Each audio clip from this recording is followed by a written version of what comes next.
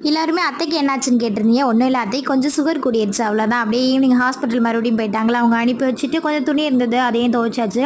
எல்லாருமே வீட்டில் இருக்கல நல்லா ஜாலியாக பாட்டு கேட்டுட்டு சமைக்கலான்னு பார்த்தா எனக்குன்னு பார்த்து டிவியே எடுக்கலை, நோ சிக்னல் வந்துருச்சு. அப்படியே அத்தை கோழிகளுக்கெல்லாம் உடம்பு சரியில்லாமல் போகுது அப்படின்னு ஏதோ மூலிகை மட்டும் வச்சுருந்தாங்க, அதை அரைச்சி சாப்பாடு சுடு சாதத்தில் போட்டு பிணைஞ்சு வச்சேன். எல்லா கோழிகளும் வந்து சாப்பிட்டுட்டு இருந்ததுங்க. கோழிகளுக்கெல்லாம் காவல் பட்டு தான் பக்கத்தில் உட்காந்துட்டு இருந்தது.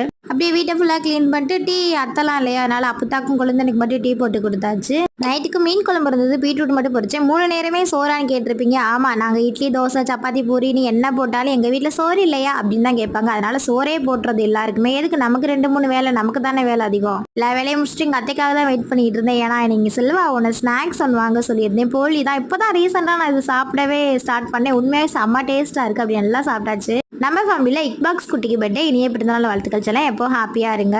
அப்படியே எல்லாருமே சாப்பிட்டுட்டு கொஞ்சம் வேலை இருந்தது, அப்படியே க்ளீன் பண்ணிட்டு நம்மளும் ஃப்ரெஷ் ஆகிட்டு